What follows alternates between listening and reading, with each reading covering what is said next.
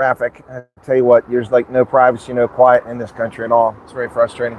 Way overpopulated, an island with far too many people, 60, 62, 63 million people on this tiny little island. Anyway, welcome back to the program. Let me take a look and see how this sounds, if you guys are getting it okay. I'm out here with fruit flies too. That's special. Yeah, it's real special. Fruit flies. So, very distracting, the traffic. Keep trying to find places. And in my haste to get between games, having watched the Japan game where Japan came back and won that game, much better second half against Spain. Having watched that game and then rushed off to find a place where I could do a broadcast from, I found a place, but it's another Costa, but it's not exactly an ideal one. And in my rush, I dropped my phone, knocked it off the table. Fortunately, I knocked both off and they were together. And this is what happened to the one. My screen cover is completely destroyed now. It's cracked in like 1,000 places. Hopefully I can find a replacement for it here in the UK. It's not a US model phone, so I should be able to, but man, that really sucks. I don't like cracked screen covers, and when it's cracked that badly, it's dangerous. It'll cut my hand. So, yep. All right, where's my studio at here? Let's see if I'm even talking to anybody or if I'm just imagining this all. So very confusing. It says how am I down to 83%? I just freaking just plugged it in. No, well, it's my fault for rushing. I should have taken my time. I was trying to rush and get up and get on for you guys quick. And there's another game I want to see. It's that one I'll watch on TV. It's to get back to watch on TV. That is South Africa's playing France. I don't think South Africa's going to win, but that's in an hour and a half. So I just want to get back to watch that game. Okay, I finally found my studio. Also, the Wi-Fi doesn't work here. It's a Costa/KFC, and the KFC is on the other side of the Costa. There's nowhere to sit over there. And the signal I got on my laptop, but then it says I can't use the network even though it's open, and I can't even find it on my phone. So I think the network is in and out there. Anyway, so are we here? Now I hear planes overhead. Anyway, all right, so yeah, I did another video I posted a short while ago. All right, so yeah, okay, it sounds pretty good. All right, that's cool. All right, women's rugby match. Japan was atrocious in the first half, and then they must have got it together in the locker room because they were incredible in the second half. That's the last game New York say. We say goodbye to the York for the Women's World Cup. Not just me, but all World Cup fans. I've checked lots of WhatsApp. I didn't see anything that stood out for me last night. Thank you for 35 Rand. Super chat. Clouds are gathering. Super chats are gathering. I didn't check my mail, though. Yeah, the women's rugby was fantastic. So now I've got my final 2 matches coming up after this that I attend. That'll be on the weekend in Exeter on Saturday and Sunday. South Africa will play in one of them, and Ireland will play in one of them. Whether they play each other or not depends on the outcome of the New Zealand game. But yeah, so and the South Africa game. So I think that South Africa's going to have to play New Zealand, and Ireland's going to have to play France. Is what I think is going to happen, unless 2 upsets are pulled off. But anyway, so those are the 2 games that I'll be watching over the weekend. So that'd be the wrap up for me. So that's what's left in the Women's Rugby World Cup for me. It's been pretty interesting. It gets better every time, but they still need to work on their merchandising. They still got some work. I tell you, I went to the Women's World Cup in 2014. There was no merchandise whatsoever, nothing for sale, not a damn thing. They might have had some, but it was all gone the first couple days, and they sold out. I went in 2017. It was 2014, 2017. I went to Women's World Cup. There was a bit more merchandise, and you could buy a few crappy things online.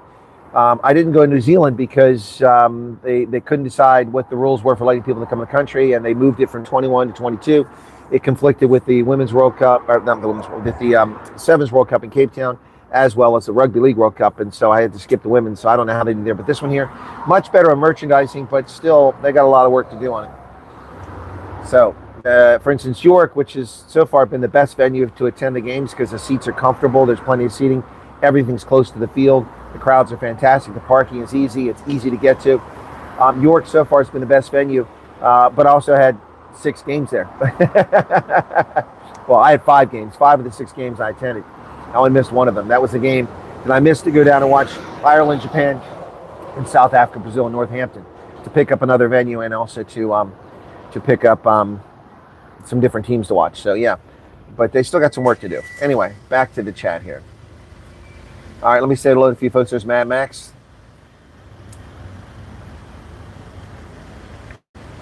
check the last WhatsApp. Okay.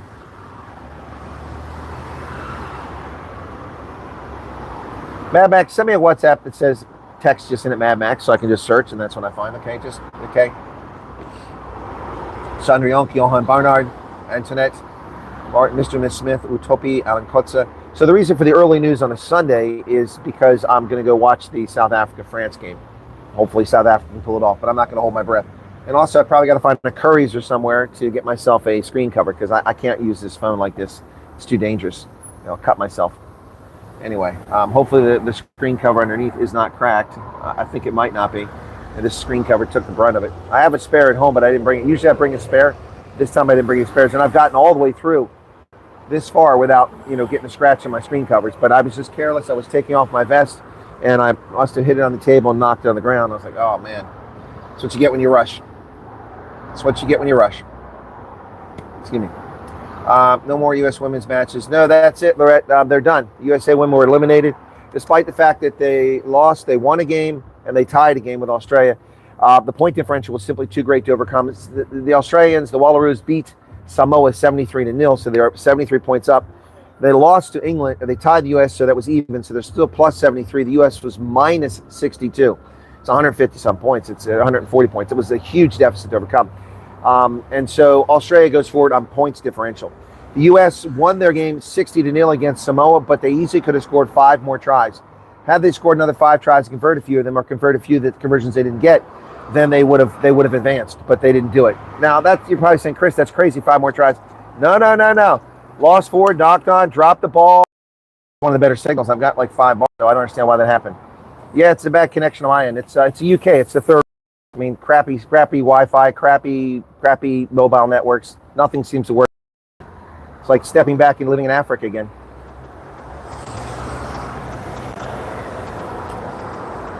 An Indian family walked by and heard me call the UK the third world. The driving mileage is tight. The balance is tight.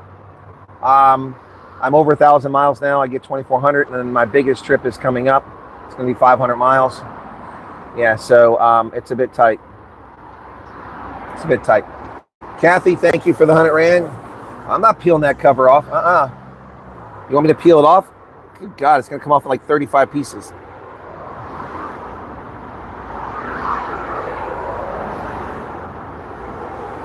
I can't even get to it. There's nowhere for me to get my finger at. Well, maybe because my cover's on there. No, I can't get it off. It's not coming off. It's a good point because I almost cut my finger just trying to release this phone screen lock. I can't get it off. Gee. Of course, any other time they just come right off, but this one time they won't come off. Okay, I'm not going to cut myself, so I'm going to stop playing with it right there, and I'll mess with it a little bit later on. I'll find something to get the edge up. But yeah, well, that sucks. Yeah, that's why you have the screen covers, though, for just that occasion. So life sucks, but we'll live. But that's dangerous. I can see little glass flecks there.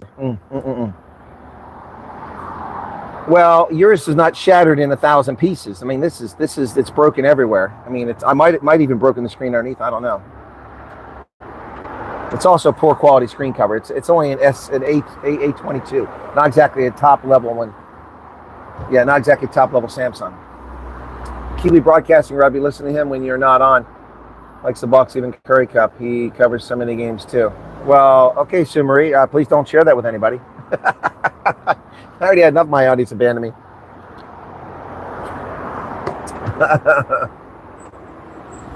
No, the connection was bad for a few minutes. It's fine now. Get the Band-Aid just in case. Yeah, plaster. Sandra, it's got glass on it. When I went to slide the screen up to release it, to put the pin in, I nearly cut my finger. I could feel the glass particles there. It has to come off. So thank you all for the advice. The screen cover is cracked. It's probably the best idea to take it off, but then be super careful with my phone until I can get a screen cover for it. Yeah, call AAA. Maybe they can assist. You guys are so funny. All right, comedians, time to go to the news for those of you still here. Another emergency vehicle. No matter where I go in the UK, there's nothing but emergency vehicles coming around. Lots of ambulances. That must be how people get health care, since they have to wait for years to get care from NHS. That's an ambulance. Emergency ambulance. All right, let's get into it. So first off, out of the gate, we know that Trump will not be attending the G20 summit in November. He announced so on Truth Social, or no, in an interview, he said he's not coming. He will send J.D. Vance instead. So I did a video last night in which I said that the ANC is, someone must have talked to Lamola because he's acting like an adult. He's, instead of whining about it or, you know, insulting America, he's like, oh no, that's fine. We're very pleased to have the J.D. Vance come. He's a high-level official, and we appreciate him coming. That was shocking to hear. It's as if somebody stepped on his scrotum and said, dude, stop acting like an ass. So that was good news last night. Trump is not going to attend, though. And, you know, who knows? It's Trump. He might surprise us all in the end and show up there, but you never know. But Trump will not be attending the G20 summit in South Africa. And actually, you know, I've seen a few op-eds, one of which I responded to publicly. That video should have come out by now, earlier about noon, I think, when I had the game. That video talked about Marianne Tam at the Daily Maverick, and she does a smear job on Donald Trump in America, and she ought to be disgracefully ashamed for herself, but she's not. She has no shame. She's a leftist, I'm sure, based on her comments. She attacks the United States and says our freedoms are gone with the basis of nothing, whereas I actually mentioned factual instances of how our freedom was taken away from us during the Biden regime, when they colluded with tech firms to silence our speech and cut us off of Instagram, Facebook, YouTube, Twitter, all those things. Freedoms were under assault. When police shut down churches and synagogues, but kept mosques open in the United States, oppressing our religious freedom.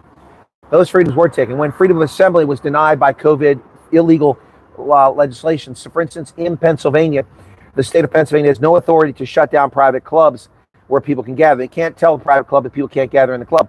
Yet they shut down the veterans organizations and caused many of them to go into bankruptcy because they're corrupt, evil bastards who hate real veterans and real patriots. So, yeah, so Marianne Tam is really confused about things. I can say what I want to say legally now in America. I can do what I want to do. I can go to church, synagogue, or mosque without harassment from officials. I can gather where I want. I can associate with who I want because those are my natural rights guaranteed under the Constitution. And we have a legitimate government under Donald Trump that is not abrogating our civil liberties like Biden did. So Marianne Tam wants to run an op-ed today lying about America because she's a leftist and she hates Trump. You know what, lady? You can hate Trump all you want. You can hate him all day long. I really don't care. You know, the place that people need to be concerned about losing their civil liberties and their freedom of speech is South Africa. I know here in the United Kingdom you don't have free speech. You got to be very careful. In fact, I did a video this morning, and so far I've decided against publishing it because I'm concerned that it will be taken out of context and then the cops will come looking for me. And that emergency vehicle here won't be an ambulance. It'll be the police coming to arrest me because I said something about Sir Keir Starmer that set his feelings aside, or I said something hurty about some religious group that was simply a legitimate comment, or someone of a certain, you know, persuasion. And, you know, you go to jail for that. They send armed guards to Heathrow to pick you up, even if you're a well-known, famous, you know, producer like Graham Linehan. You know, it's unbelievable. I can't wait. I'm waiting for the day that they arrest J.K. Rowling, because you know that's coming. You know that the UK you know that the censors want to shut her up and arrest her. One day they will arrest J.K. Rowling. It's just a matter of time. But South Africa's a place that needs to be concerned about loss of freedom of speech now, because you've got a situation in South Africa where the government is trying to pass legislation to censor content creators and to punish anyone who says anything about the government that they don't like. Well, see, that's the actions of an illegitimate government, a corrupt government, a terrified government that's afraid of the truth. That's the bottom line with that, folks. So here's what I have to say about the South African government and its effort to silence speech. We already know that you can't tell the truth about corruption in government in the corporate sector, because if you do and you become a legitimate legal whistleblower, your life expectancy is very short in South Africa. And even if you aren't murdered or assassinated, your life becomes quite miserable as people prevent you from getting jobs. They disassociate with you. They lie about you in the press. They call you racist. They call you bigots. Anything to destroy you and make your life miserable, because there are evil people afoot. So, you know, here in England, I have to be very careful about what I say, because the land of the Magna Carta, the first monarchy to restrict the rights and freedoms and privileges of the monarch in favor of the nobles initially, but eventually of the entire population, 1215, the Magna Carta. This is a country that's abandoned free speech. It doesn't believe in that anymore. It's really sad to see, folks, but it's true. Anyway, so Trump won't be attending the G20. Marianne Tam writes a BS op-ed attacking Americans. She's full of it, and I did a video on that. Also, Trump is going to ease up on some of the tariffs on minerals, apparently. He said he's going to exempt graphite, tungsten, uranium, gold, bullion, and other metals from tariffs. Interesting. But silicon will be getting new levies. Okay? That is interesting to say the least. So none of that really helps South Africa because gold, unless you're talking about Krugerrands, gold bullion.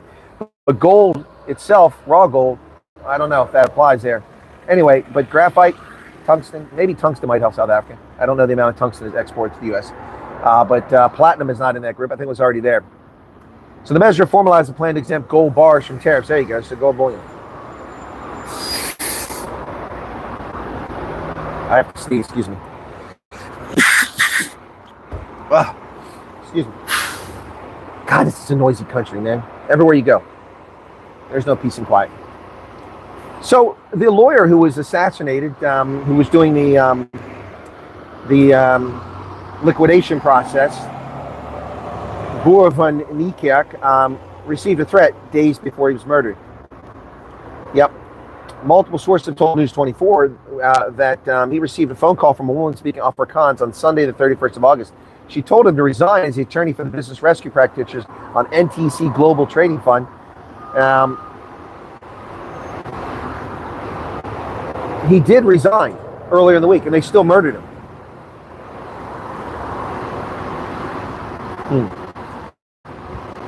Interesting. Oh, Knoop resigned, not Van Niekerk. Niekerk did not resign. They murdered him.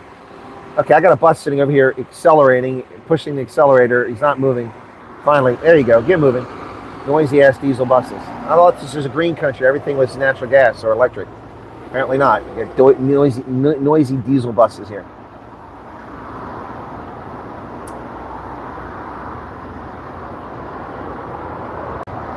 A prominent litigation lawyer told News 24 the killing is designed to send a hard message to lawyers and insolvency practitioners not to threaten vested interests. He was the brains behind the NTC Global matter. They took out the brain. The matter will now disappear. And that's what they want. NTC will get away with whatever happened. Whatever's untoward happening there, they're going to get away with it now because no one else can pick up the case. On Friday morning, after dropping his son off at Johannesburg School, Van Niekerk went to work in Jansmats Avenue in Saxonwold.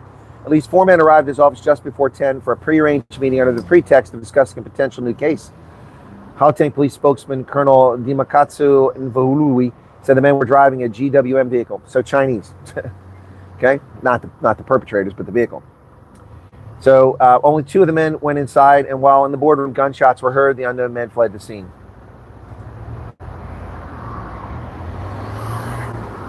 Wow, unbelievable.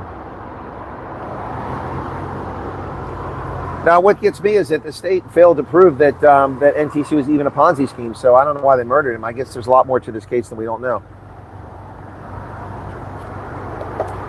It's difficult to just be doing your job in South Africa and be a target just because you drive taxis for murder, just because you have a business and you're unwilling to pay shakedown prices to corrupt gangsters and mafia. There goes a National Express bus. Anyway, I know that's not electric because they're on the highways. Ladies and gentlemen, my news is going back and forth here, U.S., Europe, and the world, but I've got it mostly in order, but I do have one out of order because I want to cover this.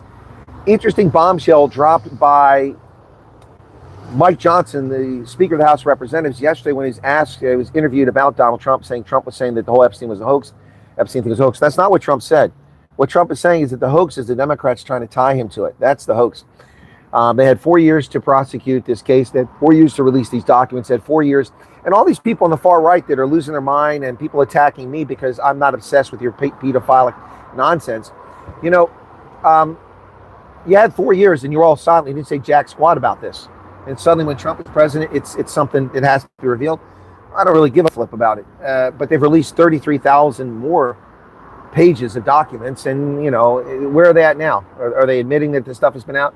Anyway, so the Democrats are trying to use this fake crisis that they ignored for 4 years to attack Trump. And here's the reality. While they're trying to condemn Trump, Mike Johnson let the cat out of the bag. Donald Trump was an undercover informant for the FBI, according to Mike Johnson, on Epstein. That's why Trump distanced himself, because he had to step away after, you know, revealing information to the FBI. So Johnson says that Trump was an undercover agent for the FBI. Can you imagine that? Wow. Now that's a bombshell, folks. I didn't believe it. I saw it was reported on BizPack Review, and I went and looked for it elsewhere, and I did find, I heard the tape. Actually heard him say that. Yeah, I know about Cloaked and Murray. I know about that. He and his son were murdered in their car. I remember that. It's not safe in South Africa for anybody except for the caters. And then if you run afoul as a caterer, you're in trouble. Hey, Bergmeister, thank you for your membership. Appreciate that. So yeah, so Mike Johnson said that Donald Trump was he was an undercover informant. This week, Congress returned from its latest vacation. The Democrats quickly moved to stage a publicity stunt, parading several alleged Epstein victims in front of the media with the help of embittered Israeli-hating GOP Representative Thomas Massie of Kentucky, who seems to have an axe to grind with Trump. But the efforts to concoct the narrative that the President and Epstein were best buddies for years could become more complicated with Johnson's remarks that Trump was an FBI informant, assisting with the efforts to put an end to the sex trafficking and pedo financiers' sordid operations. Trump was an FBI informant. And this gets better and better. Just like the FBI failed to get the truth out when they got a FISA warrant to spy on Carter Page, and they lied. They didn't tell the judge that he was a CIA informant on Russian business dealings. That's a crime, by the way. Peter Strzok should be in prison. So should Lisa Page, Bruce Orr, James Comey. All the people involved in that fraudulent nonsense should be in prison. So there you have it, folks. I don't know if this is true, but Mike Johnson, who is the Speaker of the House of Representatives, has confirmed that Donald Trump was an informant, an undercover informant on Epstein for the FBI to help break apart the pedo ring. Well, put that in your pipe and smoke it, Democrats. And for the guy from Arizona, who left my channel because his feelings were hurt, there you go. When he first heard the rumor, he kicked him out of Mar-a-Lago. He was an FBI informant to try to take that stuff down. President knows and has great sympathy for the women who suffer these unspeakable harms. It is detestable to him. Yep. So there you go. Trump was an informant. Ladies and gentlemen, it's Sunday. Usually we have to find out on Monday, Tuesday, Wednesday, Thursday, Friday during the week of more ANC corruption. But apparently the Gauteng government recorded a $4.2 billion irregular expenditure in 2024-2025. Wow. $4.2 billion of irregular expenditures. With 8 departments and 14 entities in the government obtained clean audit outcomes, the province also recorded $4.2 billion in irregular expenditure. That's a lot of money to not account for properly. Yes, we remain concerned about the continuous rise in irregular expenditure, which occurs when departments do not adhere to supply chain management rules and regulations when procuring goods and services. Of course, because they give money to their friends, their caters, their patronage puppies. Black privilege in South Africa. That's what that is. Well, speaking of that, the Free State apparently blew 750,000 rand on an advisor's state funeral. But the family had to pay their own costs. William Kotsorane was the only an advisor to the MEC, not entitled to a state funeral, typically reserved for MECs and speakers. Despite the 650,000 budget allocation, the family spent 80,000 of their own money on groceries, a sheep, tents, and chairs for mourners. The family disputes the legitimacy of a woman claiming to be Kotsoasane's wife, forcing them to get high court permission to collect his body. In another display of abuse of power and wasteful expenditure, the Free State government spent over 750,000 rand on the state funeral for someone who wasn't entitled to one. Wow. And the family claims they didn't receive any assistance for the funeral. Look at this massive freaking gravestone, man. That's ridiculous. Don't you love how suddenly indigenous Nguni-speaking tribes who never mark grave sites with permanent graves are copying European standards? Marble and granite gravestones commemorating their dead. That's something they never did before. They never did that. Shaka didn't do that for any of the hundreds of thousands of people he murdered. Now they're just copying Europe again. So, it's just as evil Europeans.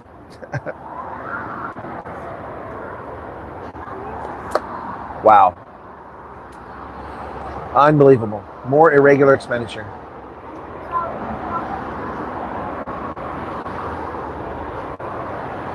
That's crazy. Anyway, back to the chat. Let me see what I missed from the chat.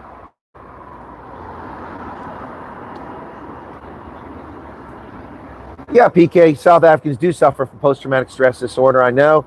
I have said that to refugees whom I've talked to, and we found that out. In fact, Thea van Staden didn't realize she was suffering PTSD, and after having talked to her, I said, you've got PTSD. When she got to the States, they got a medical examination. They determined she had PTSD and she got counseling for it. And that seems to be the case for most of the South African refugees who are getting to the States. So the fact that the government of South Africa lies about the refugees, the irony is that most of them, when they get evaluated in the States, they're determined to have post-traumatic stress disorder. That's not normal. Citizens just living normal lives who aren't first responders, who aren't law enforcement, who aren't military, should not be experiencing PTSD on a regular basis. If that's the norm in your country, there's something seriously wrong with your country. You know what I'm saying? So desensitized, you don't even blink at gunfire. Yep.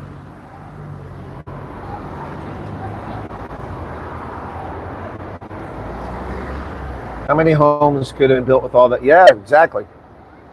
Well, government shouldn't be buying homes, but your point is well taken. Government has no business building housing.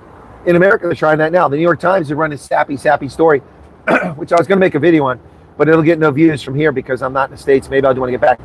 It's about Philadelphia and about how people aren't maintaining their homes, and then they allow their homes to fall apart because they don't do regular maintenance on it. And now they're getting money from taxpayers like me to pay for repairing their homes that they neglected, while I'm paying school taxes to pay for schools and paying township taxes, pay for roads and sewage and things like that, and paying for my services. They're getting free rides because they're cheap bastards not investing in their homes. If you can't afford to maintain your home, you shouldn't be buying a home. If you can't schedule money to maintain an automobile, you shouldn't have an automobile. It's as simple as that. I don't want to hear that you're poor. No, you save money and you put it aside for these sort of things. I've already had to pay $1,500 recently to service and repair my air conditioning heating unit. I had to pay $500 a couple years ago to fix the substandard roofing that was put on my roof when the weather veining blew off because it wasn't secured properly by the cheapskates who actually built the house. So that's the bottom line with that. So if you don't maintain your property, you shouldn't be getting handouts from other taxpayers. And the New York Times wants us to feel guilty. All these, first off, they said in Philadelphia, the homeowner rate is higher than the country at 53%, which is bullshit. Homeowner rates are higher than across the country, but let's just go with that. So you're promoting home ownership, but then you're moaning that the homeowners' houses are falling apart. Well, you shouldn't have bought a substandard house. There should have been inspection by the local authority before you can move in and issue a residency permit. And if your house is falling apart and it's 30 or 40 years old, then there's seriously something wrong with the whole process. No house that's 40 years old should be falling apart if it's been maintained. I'm looking at a building across the street that's at least 180, 200 years old. It's functioning. The toilets work, the heating works, the lighting works, it's safe, the roof doesn't leak. There's a building next to it, it's at least 150 years old. Some buildings over here that are probably 70 or 80 years old. They're all habitable. Yet the New York Times thinks we should pay for people who are too cheap to pay for their own home maintenance. I'm not buying it. I'm not paying for someone else's house. That's bullshit. How about give me $1,500 to pay for my air conditioning unit? Yeah, homes should not be built by governments. Hey, Monica, what's going on? Yeah, Clothy Murray and his son. LZ Hammond, welcome to you.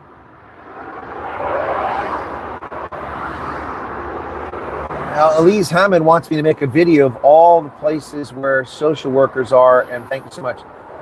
That's impossible. Social workers are in every administrative district, every municipality, every county, every state in the union, and every territory. Everywhere has social workers. If you're talking about refugee assistance officers, I couldn't possibly do that. I don't know all the organizations under contract. It's out of my public record that I can find. And even if I have that, they're all over the country. Virtually every state, the lower 40, every state in the lower 48 has refugee assistance. I really don't understand what your question is for, LZ. Why are you asking for that? And if I were to do that, it would take months of research, and then 3,000 people watch the video. I don't, and who does that benefit? It doesn't really, I don't understand. Why are you asking for that? Please explain why you want that. Maybe I'm misunderstanding. Moreno, Putgeeter, Annie Lloyd, Rex is human. Reactions unleashed.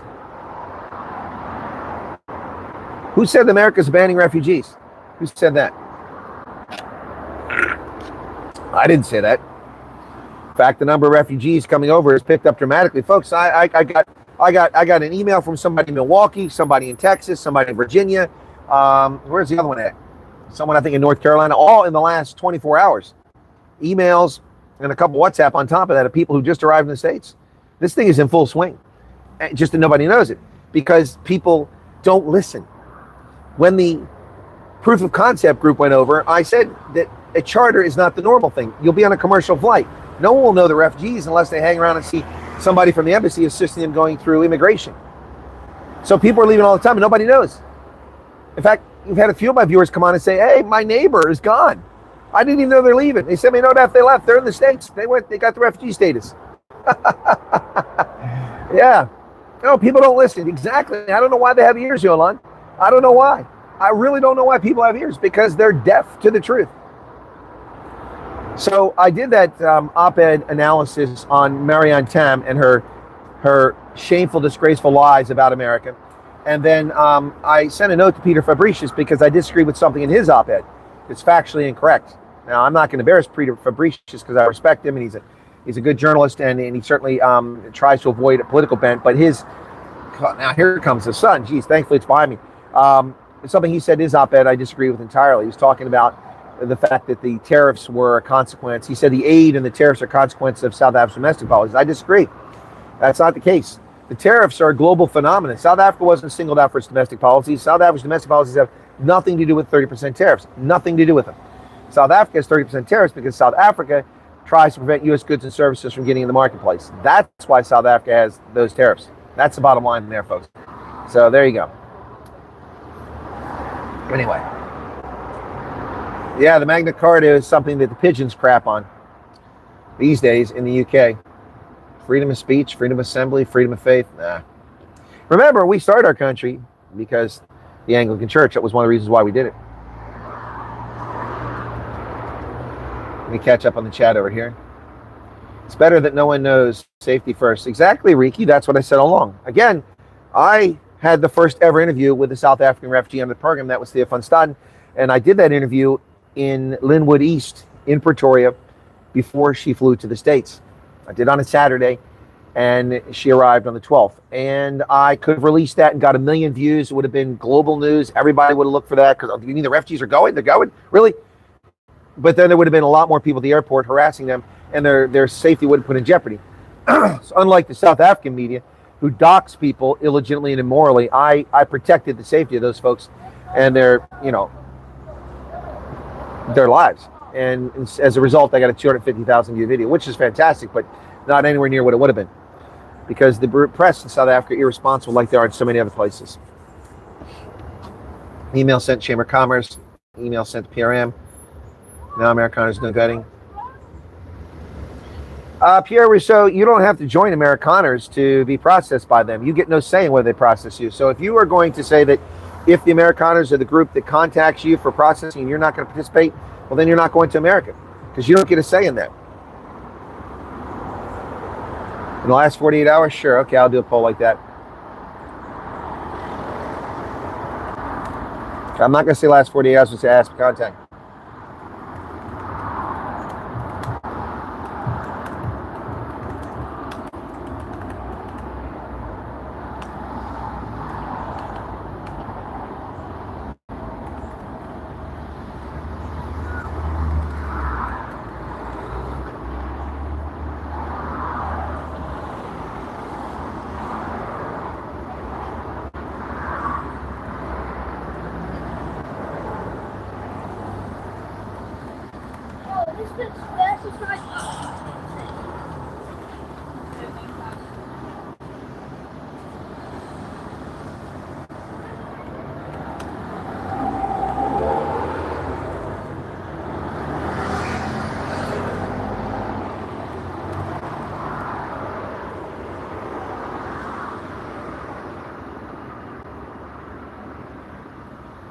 Okay, so there you go. Sorry, there it is. It's up now. Poll's up.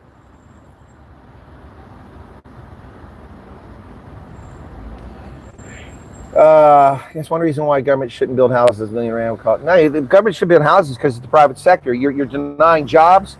You're doing things inefficiently. Government is never the most efficient actor when it comes to any of that stuff. So Pierre, if you damn it.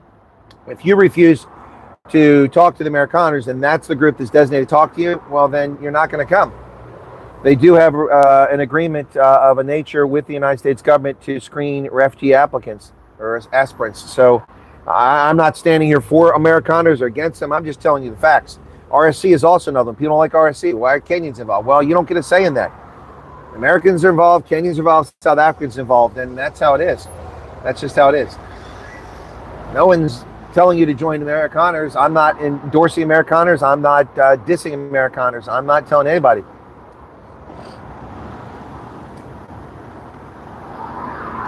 People don't listen, complain about everything. That's true. Richard Reese says, apparently things are not going too well, not good on both sides. Things about what, Richard? That's a very bizarre statement. What sort of things? Rugby? Rugby is shit. I mean, you know, Fiji beat Samoa. That sucks. Then the Argentinians coughed away a victory that they had secured against Australia. Then the Springboks choked away a game they should have won. Then the Americans won, but were eliminated. So rugby sucks. I mean, what are we talking about there, Richard? I have no idea what you're talking about. What things are not going well? South Africa chose to fight a battle for evil, so they should stay in power. Yeah, exactly. So they could stay in power. Yep. I will do an interview with the Colonel once I'm there, and I think it's going to be soon. A lot of people keep saying that, and almost none are stepping forward. So I'll hold you to that. Decision from you does not get the respect it deserves. What decision is that, Paul? Maybe I'm behind in the chat. Sorry. Mad Max, I did the poll. Okay. Worrying thing is happening. A lot of me not releasing that video. Yeah. No, instead I get insulted and demeaned and lied about by the likes of Newsroom Africa, Daily Maverick, and a host of South African media sites. Yep. A worrying thing is happening for a lot of non-conservative South Africans are posting about their interviews and even arrival in the U.S.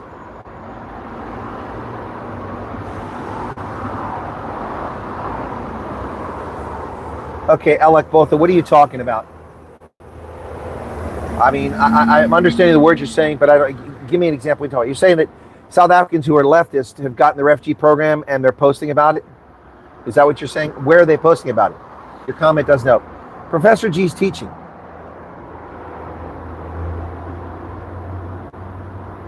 Andy says she'll do an interview too.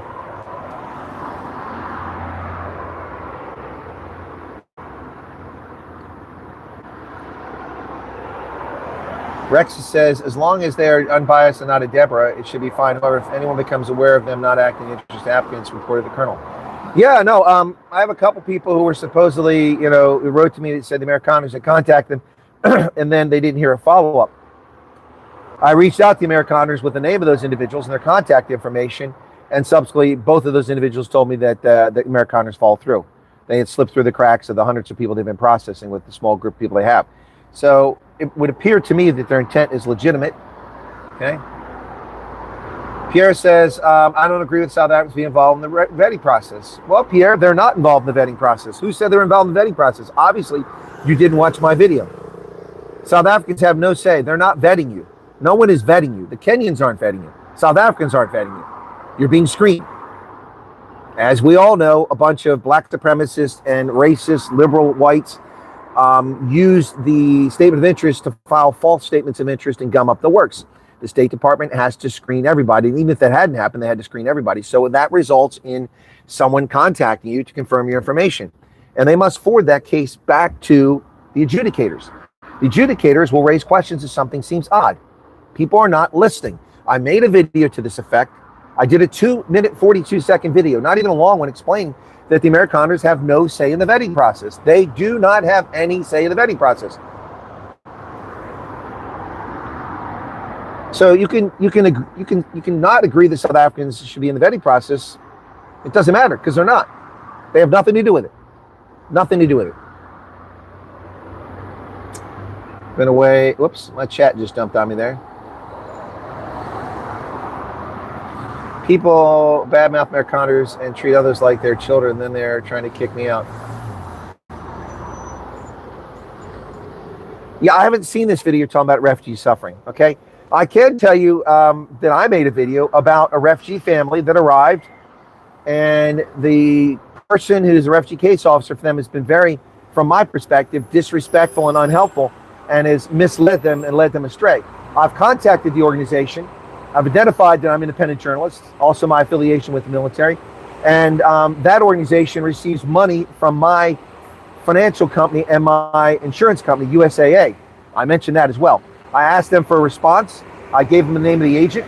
I gave them till Monday to respond. If they don't respond, by Tuesday, I'll be contacting the newspapers in that city and that state to expose this organization for fraudulently collecting money from the U.S. government on behalf of refugees and the not delivering services. So I'm aware of 2 horror stories. This was not a horror story. It's a story that could become a horror story if it gets neglected. Number 1. Number 2, the family in Montana put themselves in a bind. They insisted they go to Montana where there's no refugee assistance officer, and the State Department, in a rush to get people out, foolishly agreed to that. They sent them there. There's no one there. They have a remote officer who really doesn't care about them, never met them, and was not offering good information. And instead of reaching out to me, instead of reaching out to somebody who knows what they're talking about, they just sat in isolation, burned through all the money they'd saved, and then complained about it. And meanwhile, people in Wyoming offered them a free house, a free car to use indefinitely while they get themselves established. And they refused it. I talked to this family. They refused it because they thought they would lose the benefits. No, what they lose is the services. There's a distinction between a service and a benefit. A benefit is something you're legally entitled to, like refugee cash assistance, relocation services, translation services. Those are benefits. If you leave the refugee assistance case officer, they can't follow you around the country. That's not their job. They don't get paid for that. They have lives. That's your choice. You do not lose refugee cash assistance. You do not lose Medicaid. Those are benefits. And they chose not to move. So I don't know which video you guys are talking about there. Okay, why was Yolande's message deleted? Who deleted that? Alts, why are you deleting her messages? Stop deleting her messages. There's nothing wrong with her messages. All right, I've had some complaints about a few moderators recently, and I have not taken action. Moderators are not to remove comments that they don't like. Your job, if you choose to be a moderator, is to remove abusive comments, trolling. She's not trolling. Stop removing her comments, unless I missed something. Nicole Peshin does not count. You did not offer an answer if I have not. What's wrong with the poll?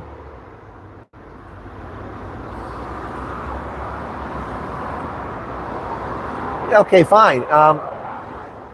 It really doesn't matter. You've been contacted? Yes, you haven't been contacted. Just stay off the poll then.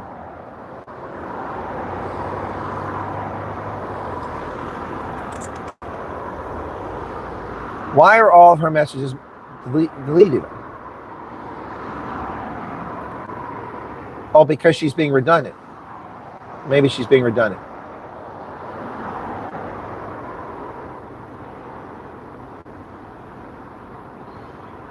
Maya says, I see people being highly insecure about refugee selection. Do people understand the logistics? No, they don't. They don't care. Me. Now. I'm the only one that's oppressed. Only my family's suffering. No one else. Oh, well, those coloreds shouldn't get to go. Those Indians shouldn't get to go. Only white people are oppressed because BE. Oh, they're BE recipients.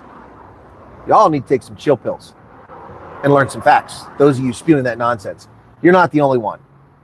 And this is a gift. And if that hurts your feelings, then hit the bricks. You can't handle the truth. I'm not being abusive. I didn't call anybody out here. Just like that little whiny crybaby from Arizona who left because I said people are obsessed with Epstein. It hurt his feelings. Good riddance. I don't care if I ever see that guy again. Shameful conduct. And then has the audacity to send me an email telling me to pray for me. You know what? I won't pray for you. Because self-obsessed people like that, God doesn't care about you. That's not a redeeming factor, a redeeming quality. When you get to the gates of heaven, they're going to look and go, get this idiot out of here. Self-absorbed, self-obsessed, not caring about other people. We don't need people like that in heaven.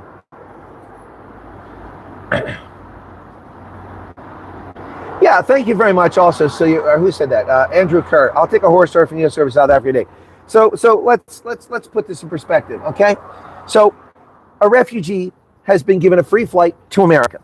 They've arrived in a place and they're being neglected by the refugee case assistance officer. Let's see. They didn't have a job in South Africa. They couldn't pay their taxes in South Africa. They couldn't feed their family in South Africa. They were under constant threat of being robbed, raped, or murdered in South Africa. They're terrified, and most of these people are white, not all, and so they're a racial minority under threat from a group of people who are threatening to murder them from their perspective. Now they're in a state where they're in the majority and they don't have money. And that's horrible. Thank you. That's Mr. Kerr for putting that in perspective. Yep.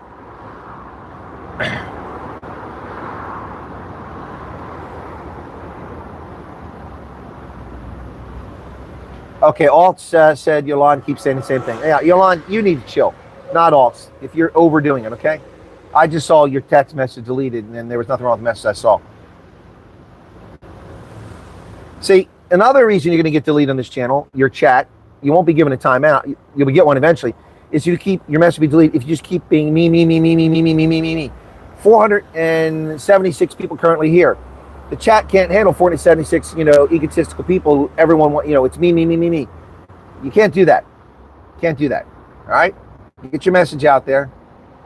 If it gets missed and it's several minutes later, you can ask again. They're contacting you by telephone, Andrew. Just like the RSC are doing, just like the Americans do.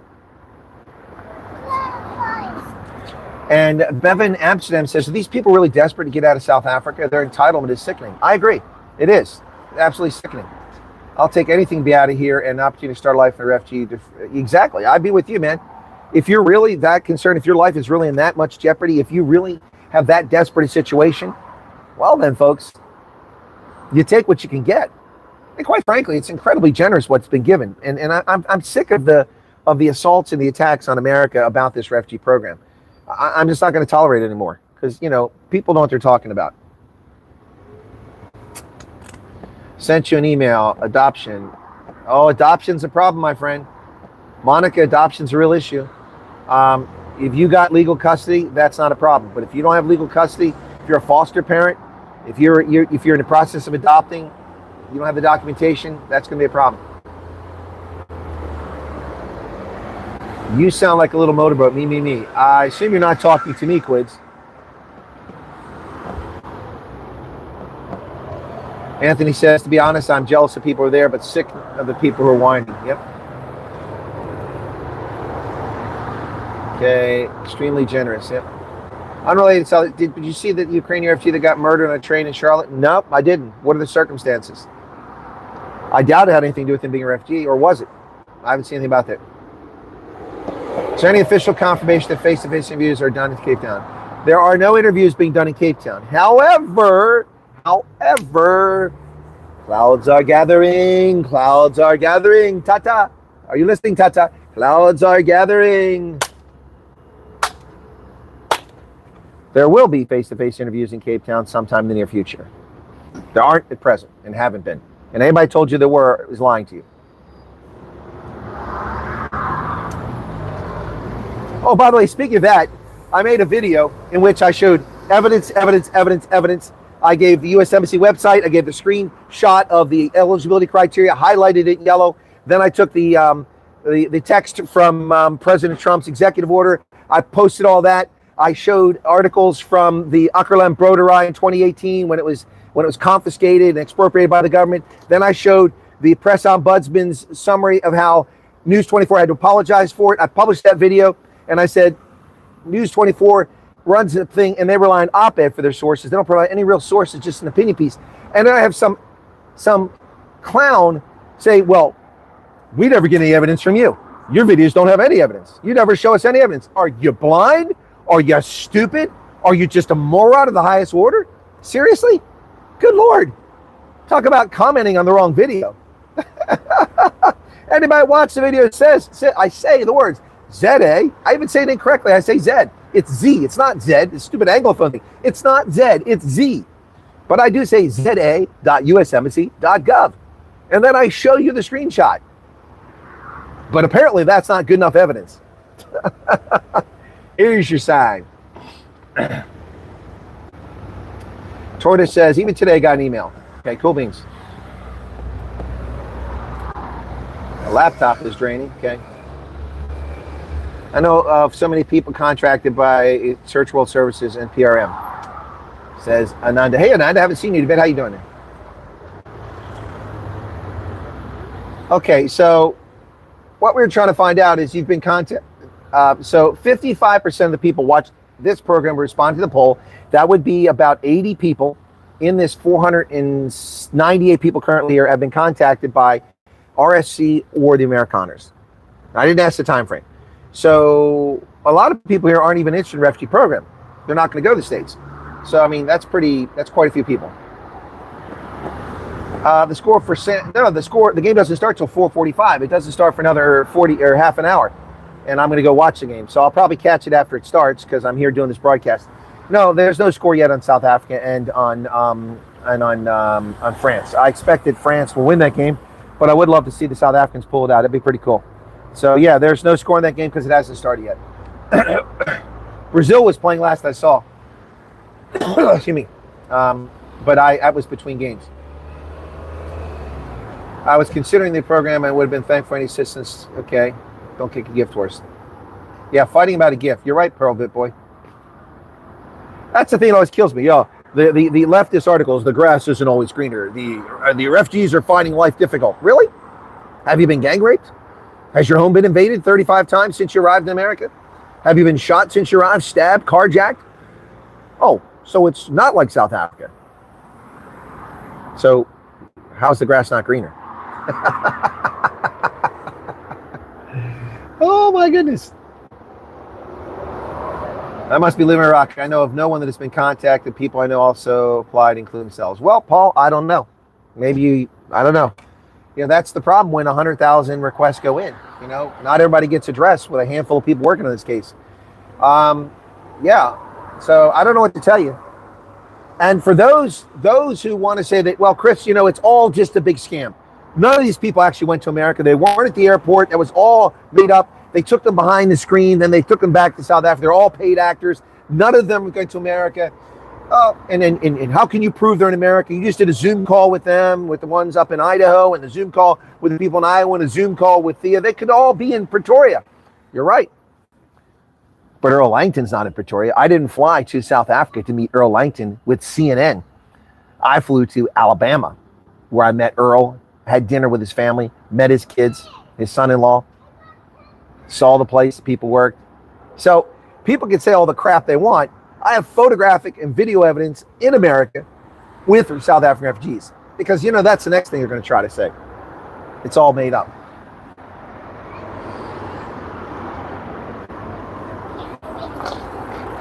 I didn't see Newsroom Africa's coverage of Trump not attending. Trump's claims are all made up. You know, it doesn't matter how many times I report the truth on what's going on. You know, it's unbelievable. And the South African media just keeps lying. They keep lying about it. They keep lying. You know, and even if they're honest brokers, they get it wrong. Peter Fabricius' op-ed is wrong. He said the reason for the 30% tariffs is because South Africa's domestic policies. No. The reason for 30% tariffs is quotas on our automobiles imported to South Africa, tariffs on our goods, customs and immigration violation of South African law, pushing up tariffs, like my $70 worth of merchandise privately sent as a gift to someone that people had to pay $400 US to South African immigration and customs people in order to get those things released. $70 worth of goods. That's why South Africa faces a 30% tariff, because its government is scumbag and violates the norms of international trade and World Trade Organization rules. That's why. It has nothing to do with race-based laws, nothing to do with expropriation. That's why you lost your aid. That's why $500 million a year in aid isn't coming to South Africa anymore, because of your domestic policies. So Peter Fabricius is factually incorrect, and he's an objective observer in the media, and he gets it wrong. But plenty of people in the media are malicious. Newsroom Africa, Daily Maverick, News 24, IOL, all malicious and dishonest. You know, I again mentioned today George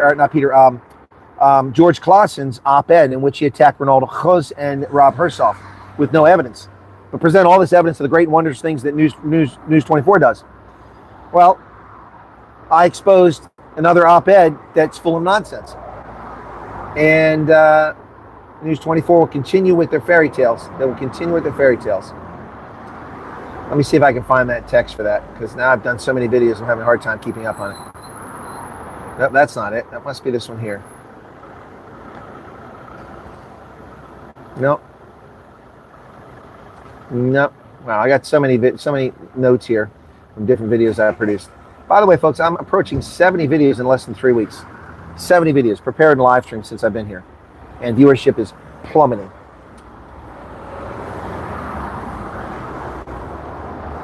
Do I have some more news? I do have more news.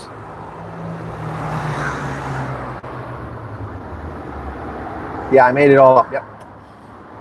Have to be patient. Send email. Thanks for the facts and truthfully just confused about how our process started and changed. Now nothing. No, I got you, Lorette. I appreciate where you come from. Yeah, the more you expose them, Rube, the more they attack you. They deny. Hey, Legion. Clouds are gathering. Clouds are gathering. Thank you for the 50 Rand super chat. It's YouTube. It's not the UK. Thought for a while I fell through the cracks with the program, but out of the blue, it just happened one thing after the next. And guy, yep, there you go, Quids. I've had my life threatened personally, even had to be patient. Yeah, I've had my life threatened too. By South Africans. By South Africans. Okay, El Marie, calm down. I'll give you more news. Corrected Chat, GPT, and Grok, and resettlement figures as well as diversity. Thank you for that, Pure Mate. That's pretty interesting. Yeah, Chat GPT. All right, back to the news, because, gosh, people just here for the news, apparently. In Nigeria, Boko Haram killed at least 60 people overnight in a Nigerian village. You see why I wasn't doing the news? The jihadist group Boko Haram has killed more than 60 people overnight in northeastern Borno State, which is their the Zambezi forest up there is where they hang out. On Friday night, militants struck the village of Darul Jamal, home to the military base on the Nigeria-Cameroon border, and there was a super chat I just missed, 70 Rand, I think it was.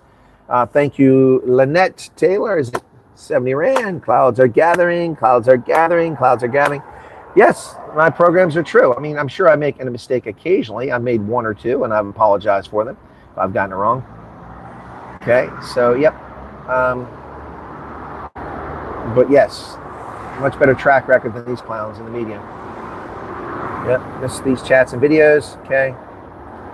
It's all made up like the moon landing, Elvis is alive, and Jimmy Hoffa is buried somewhere in a ballpark. Yep. Mustard Olive Coaching is back. Economic move makes you wonder if they really fear for lives. Well, that's a fair point, especially with all the moaning. Can I do this? Can I do that? You know, I appreciate your concerns, but is your life in jeopardy? That's what the refugee program is for. You're being persecuted. That's the purpose of it. So the attack comes amid a resurgence of jihadist activity in the Northeast. More than 20 houses, 10 buses destroyed in the town, while 13 drivers and laborers have been working reconstruction were killed. The numerical strength of the Nigerian army is not enough to contain this situation. Wow. So Boko Haram is at it again, folks. One of the world's most sacred places being turned into a luxury mega resort, Mount Sinai, folks. For years, visitors would venture up to Mount Sinai with a Bedouin guide to watch the sunrise. Thank you, Byron Nell, for the 70 Rand. Clouds are gathering. Elbury Swarn, 140 Rand. Clouds are gathering. Why are these not showing up in my totals? Oh, there they go. Finally watched my super chat total go up a little bit. Thank you for the super chat. 2 calls, wait for personal view. Thank you, Life of Ty, for joining the team. All right. So, people go up to Mount Sinai with a Bedouin guide to watch the sunrise over the rocky landscape. Now, one of Egypt's most sacred places, revered by Jews, Christians, and Muslims, is the heart of an unholy row over plans to turn into a new mega tourist project. Wow. Known locally as Jabal Musa, Mount Sinai is where Moses is said to have given the 10 Commandments. Many also believe the place where, according to the Bible and the Quran, God spoke to the prophet from the burning bush. The 6th century St. Catherine's Monastery, run by the Greek Orthodox Church, is also there, and seemingly its monks will stay on now that Egyptian authorities under Greek pressure have denied wanting to close it. They were going to try to close the Greek monastery, which has been there for millennia. There's still deep concern about how the long isolated desert location, a UNESCO World Heritage Site, comprised the monastery, town, and mountain, is being transformed. Luxury hotels. JP, you're welcome for me bringing the news, and thank you for your membership. And there's Rhino Girl, 250 dinars. Thank you. You're very welcome. My pleasure. Clouds are gathering, Rhino Girl. Clouds are gathering. Now, see, I start doing the news and people left. I talk about refugees, the numbers soar. It's also home to a traditional Bedouin community, the Jebeliah tribe, known as the Guardians of St. Catherine. Yep. So they want to develop Mount Sinai. That's insane. Absolutely insane. So far, Greece has been the foreign power most vocal about these plans because of their connection to the monastery. In a rare interview, St. Catherine's longtime Archbishop Diamanos told Greek newspaper the decision's a great blow for us and a disgrace. I agree. I agree. Developing Mount Sinai as a tourist spot is ridiculous. Thankfully, Disney's not a part of it. They're part of everything else. Sorry, Schoolman, 70 Rand super chat. Thank you for that. Thank you. All of my super chats just caught up now. Suddenly, the number jumped. Well, Japan's Prime Minister Shigeru Ishiba is resigning, ladies and gentlemen. Yep, after the fallout from these disastrous elections, he will resign.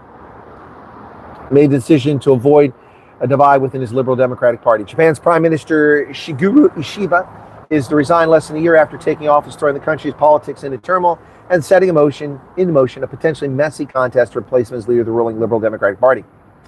The softly-spoken centrist has presided over 2 disastrous elections since being elected last autumn. In October, his party and its junior coalition partner Komeito lost their majority in the lower house and met the same fate in the upper house in July. So he's resigned.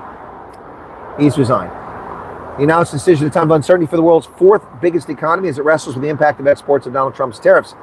And there's Lorette, 35 Rand. Thank you for your patience booking in the hospital tomorrow. All right, good luck with your operation tomorrow there, Lorette. I hope it goes well. I'm avoiding an operation like the plague. Not interested in the hip replacement for now. Ishiba conceded he can no longer lead the LDP, a position that automatically makes the holder of that office prime minister, because it's the largest party in the lower house. So he's resigning as the prime minister. Meanwhile, in Norway, things are looking pretty tight as the right-wingers are close to taking over Norway. Yes, Norwegians go to the polls Sunday and Monday, today and tomorrow, in a tight race to decide whether to continue with the Labour-led government or turn to the center-right. Ooh, evil right-wingers. They probably want Norway to be for, get this radical idea. I'll bet the center-right party in Norway actually wants Norway to be for Norwegians. Imagine that. Norwegians. Because I don't see many Nigerians say Borno State should be for the Norwegians. I don't see many people in Northwest Province saying, make this for the Norwegians. No, they want Norway to be for everybody else. Yep, there are only 4 million voters in a small country, founding member of NATO. Despite its small population, it's long punched above its weight on the international stage because of oil exports, because of its geographic location, because of its fjords for subpens, and because of its early role in NATO. Public spending, school and infrastructure, railway infrastructure, road construction are things that are on people's minds. What's going on, Pierre Rousseau?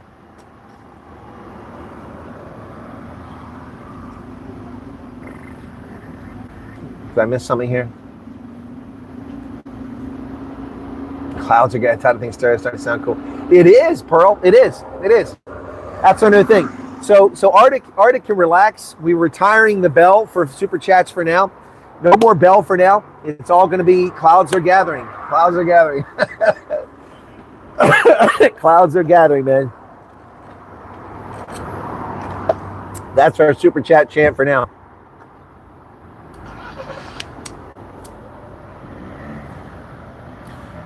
Well, 51% of the world's phosphorus. Develop Historians, can't wait to send you a super chat in dollars. 99 Rand. Thank you for that. My power save just went on my laptop. Thank you for that 99 Rand, 100 Rand. Philip Kitching, 40 Rand. Thank you, super chat. Okay, appreciate that. My screen just got darker. It's hard to see out here in the light. Went through my battery faster because I had the brighter. The screen was out brighter. Oh, the clouds are always gathering in the UK. They just come back, covered up the sun a few minutes ago. I was getting blazed by the sun 15 minutes ago. Now it's clouds are back.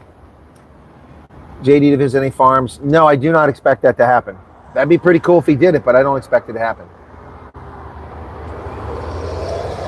Again, folks, I don't know what this registration with Amerikaners is all about. People keep talking about registration for Amerikaners. You don't have to register with Amerikaners to be called by them. You'll be called by them if the State Department or PRM gives your case to them to pursue. All right? So, again, no one's advocating for Amerikaners, so why are people bitching and moaning about Amerikaners? I don't understand that. Enough of that subject. It's a dead subject. Go watch my video. It explains everything. Okay? Thank you. All these super chats going to annoy. Oh, yeah, I'm sure he'll be annoyed. But you know what? Mr. Ronaldo is now the de facto replacement on Biz News for Neil DeBeer. That's pretty cool for Ronaldo. So I'm sure he can take it in stride.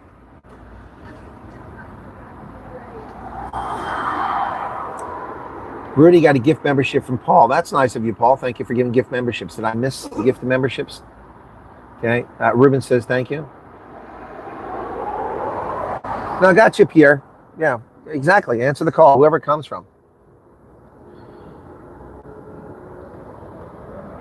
Wouldn't the less groups that handle the refugee case be better? Well, Holden, that depends on your perspective. So there's over 100,000 statements of interest out there. So would you prefer a group that can only muster 24 employees, or would you prefer that the workload be split amongst a large number of groups so that the sufficient number of people can be there to process more people? It's a matter of perspective. This could all be kept in-house. We don't have to hire anybody. We'd have 6 people from the State Department working from now until the rapture doing statements of interest. And, you know, most people put them in will be long dead and buried by the time that they get around to that. So, I mean, it's a matter of perspective. I'm not being a smart ass here. I'm just stating the obvious here. It's a question. Now, look, also, let me say this. I've said this before, and I did a video a few days ago. I'm more than irritated with the Department of State, not releasing information, not telling people about what's going on and the way to do this. I would not have run this program this way. So let me share a little tidbit with you here. I haven't done a video on it, but this is what I think has happened, okay? Let me share something. I think that the upsurge in the number of people been interviewed in the past 2 weeks is a consequence of somebody, probably a political appointee in the Trump administration, in the State Department, not doing their job and sitting on their ample bums and not moving this program forward fast enough from the perspective of the administration.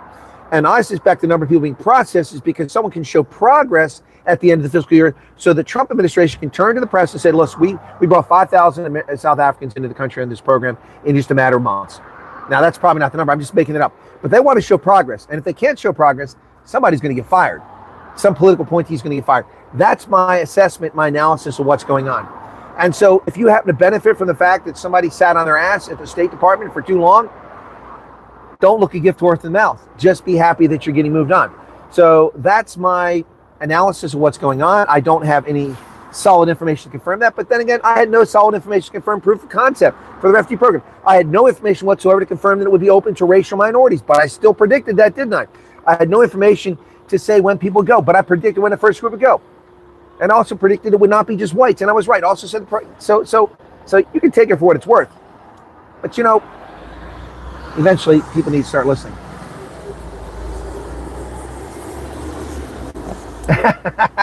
Cyrus the Virus, a little bit of that Con Air action there, says he doesn't care if the Chinese do it.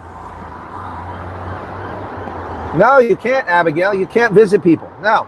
We've only covered this 10,000 times, including the whole refugee list of videos I prepared to talk about. This is not an immigration program. You know, here comes another emergency vehicle, another ambulance.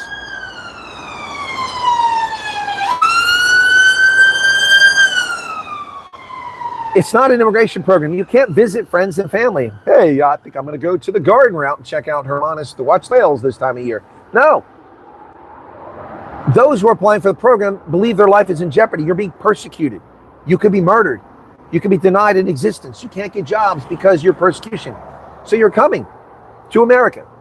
As Neil Diamond said, on the boats and on the planes, they come to America. There's no boats. Never looking back again, they come to America. Yes, so Neil Diamond got it right. You cannot go back and visit people. Now, if you have a family member in medical distress who's dying, there's a super chat. Let me get with that, Madeline. I watched from the last start. Oh, missed that. Boy, it went really fast. There it is. Watch from start. I was late. Thank you very much for 50 Rand super chat there, Madeline. Clouds are gathering. Clouds are gathering. So you can't just go back to South Africa on a whim. You have to have approval from the State Department because we have accepted responsibility to protect you from the persecution you were experiencing in the place you came from. So why would anybody think they can go back to South Africa? I don't understand that logic. It's not an immigration program. And this isn't directed to the person who made a statement. If you're here because you want to immigrate to America, then you need to take off. You know, as Bob and Doug McKenzie said, hey, take off, you hoser. This isn't for you. You want to immigrate to America? Apply. Request a visa, request a green card, do what you have to do, come to America, show your skills, invest your money, come to America and immigrate. That's not this program. This is where people's lives are in jeopardy. Just like Kenyans, just like Somalis, just like Congolese, just like Nigerians. It is not because you're destination shopping. If you want to come to America, but you think you can holiday in South Africa, go visit friends, you are delusional. or you do not understand what refugee is because someone misled you or you didn't listen. This is not for relocation. News is coming back. Oh, never coming back. No, not never coming back. If you stay in America and after 5 years you apply for citizenship on the fast track and you become an American citizen, 6 years after you get to America, you go to South Africa all you want because you're an American citizen. You got an American passport. You're no longer a refugee. So never coming back is a misstatement as well. All right? But going back to visit friends and family, that ain't happening. A dying family member, a funeral, possibility. But you've got to get permission from the State Department, and it takes a while to get that. All right, we're done that. Oh, there you go. Pure mate understands. Not coming back in 6 years. There you go.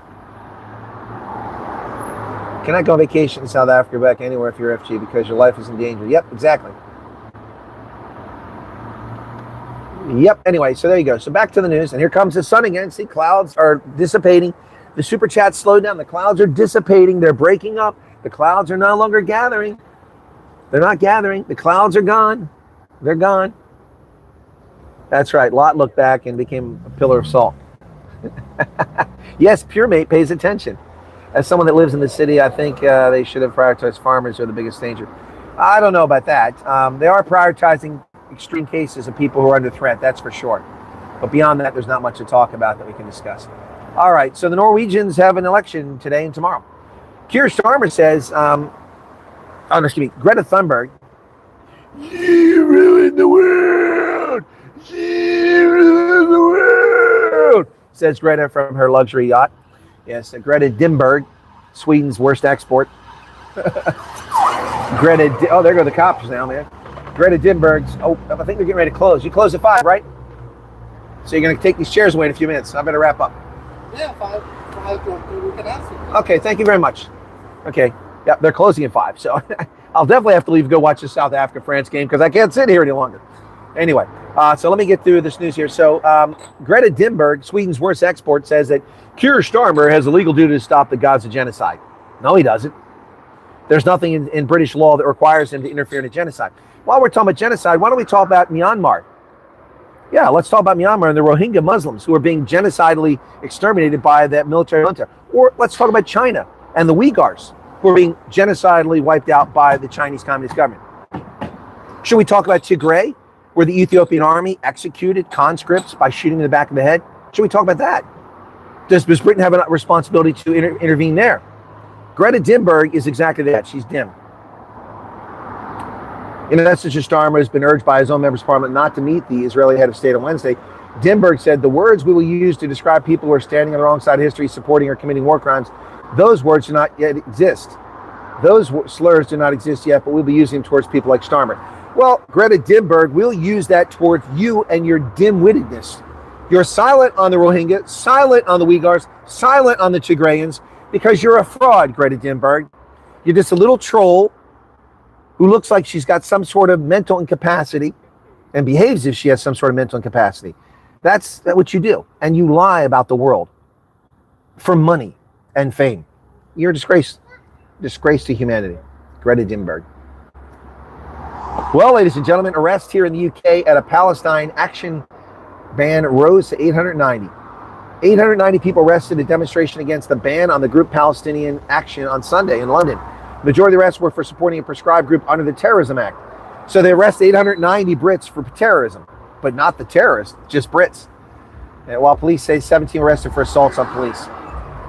Event organizers said protests were peacefully defying the ban and accused the Met of making false claims about violence. An estimated 1,500 people took part in the protest in Parliament Square. Oh, thank you for sharing your shitty music. I really appreciate it, asswipe. Thank you. Appreciate that. 100 meters away from here. Really appreciate your shitty music. Oh, now you're doing an illegal U-turn in traffic. Thank you for that. Oh, I'm sorry. Was I speaking out loud?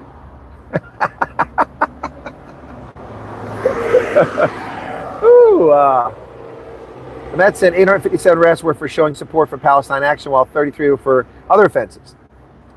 The group was banned after activists broke into a base and damaged 2 military aircraft earlier this year. So the group is a terror group. So they arrested the Palestinian supporters. That's right. I'm not even on the road, and I got road rage. Get off my lawn. He does look like Lord Farquaad. She looks like Lord Farquaad. That's what we're going to call her, man. That's good. Lord Farquaad. South Korea is working with its criminal aliens who have invaded America. And isn't this funny? South Korea is supposedly one of our closest allies, and I've complimented many, many times because of close diplomatic, military, and economic relations with South Korea, the manufacturer of my lovely Samsung phone, which I'm broadcasting under. South Korea has betrayed America too. South Korean workers detained in Georgia ICE raid to be sent back to South Korea following negotiations. They demanded that our nationals come back. Well, they should pay for it. South Korean workers detained during a massive immigration raid in Georgia on Thursday will be returned on a charter flight following negotiations. Negotiations for the release of the detained workers have been concluded after swift responses by the relevant ministries, business agencies, and companies, said South Korean Presidential Chief of Staff Kang Hon-sik. However, some administrative procedures remain, and once they're completed, a charter plane will depart to bring back our citizens. Yeah, your citizens who are criminal alien invaders who invaded our country and stole jobs and undermined wages, criminally producing vehicles in a Hyundai plant in Georgia. A Hyundai Meta plant in Elabel, Georgia. Debbie Fox, at 50. Clouds are gathering. Thunder. Thunder. Renewed your passport today, okay? Greta Thunberg. 80s wrestler Rod Piper, to be precise. Yes, so the workers were among 475 detained on Thursday. Yep. So criminal alien invaders violated America's sovereignty, slipped into our country, went to work illegally at a Hyundai factory in Georgia, and their ministry demands their return. Well, you should pay for the return. And I would like compensation for the lost wages of the American workers who were denied work because they hired people who were being paid less than American workers be paid. The immigration raid was one of the most extensive immigration raids in recent U.S. history, rivaling even that of Barack Hussein Obama, who deported more than 2 million illegal aliens during his time in office. Trump's got a long way to go before he even approaches Obama's record. Obama set the record for deportations in America, but he somehow judges a friendly guy for immigration. He deported over 2 million illegals. Trump hasn't even come close to that. In earlier statements to CNN, LG Energy Solution said its human resources head was traveling to Georgia to aid the release of detained South African nationals. The company said it was suspending most of its business trips to the U.S. Currently, traveling employees are advised to immediately return home or remain at their accommodations, considering their work status. So is that an admission by LG, Lucky Gold Star, that they have illegal aliens in America who don't have the right to work in America? Is that what's going on here? Is that what's going on? Mad Max, 35 rand for New York Post article. All right, Mad, but we're running out of time here, man. I got 10 minutes and they're going to shut me down because they closed. Okay, where the Mad Max? Where's it at? Mad Max's super chat hasn't come up over here yet. There's Debbie Fox's. Oh, there it is, Mad Max.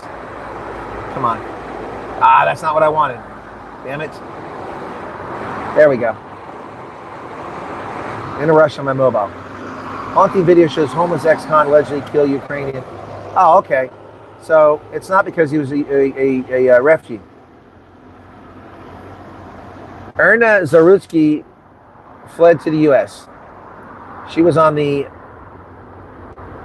Lynx Blue Line before 10 p.m. on the 22nd, ambushed. Surveillance footage from the public shows her in her pizzeria uniform, sitting looking at her phone, unaware of the danger behind her. Just 4 minutes later, 34-year-old DeCarlos Brown allegedly whips out a folding knife and lunges forward, stabbing her 3 times, at least once in the neck. Well, that's because he's a racist. What else would it be? Attacking a white woman. Wow. She was bleachy blonde, but not a bad-looking young lady. Wow. That's unfortunate. 23 years old. In January, he was arrested and charged with misusing 911 and then released. That's what happens by state and localities that release murderers. DeCarlos Brown has a lengthy rap sheet, and now he got to murder a refugee.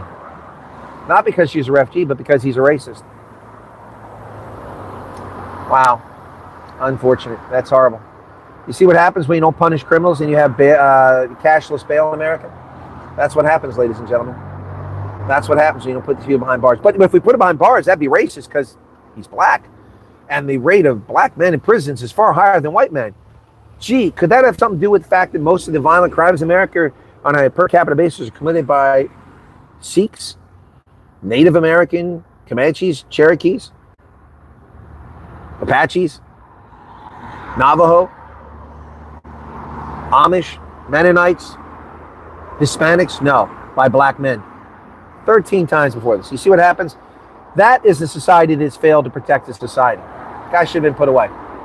Should have been put away. Disgraceful. Well, if Ronaldo's doing a show tonight, I won't interfere with it, so you guys can check it out. Listen, can I ask a favor real quickly?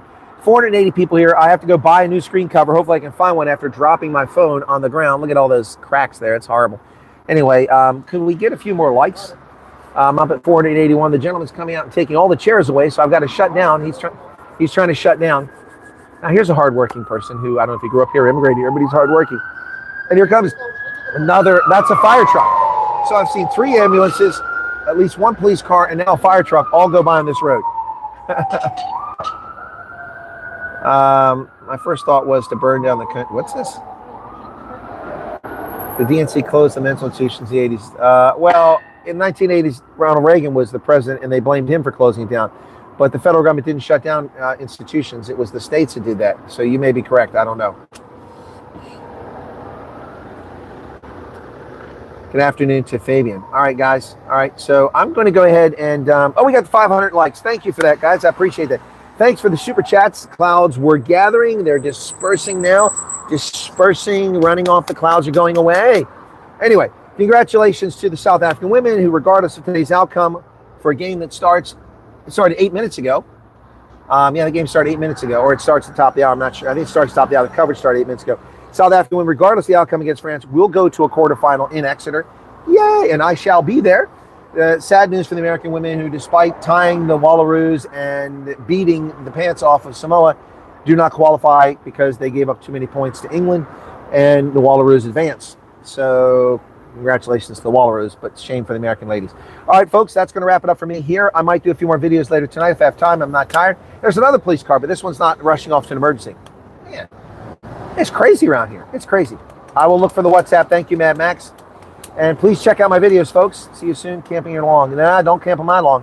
God bless. Thank you for the super chats, the clouds gathering. Be safe out there. Cheers, everybody. God bless. God bless.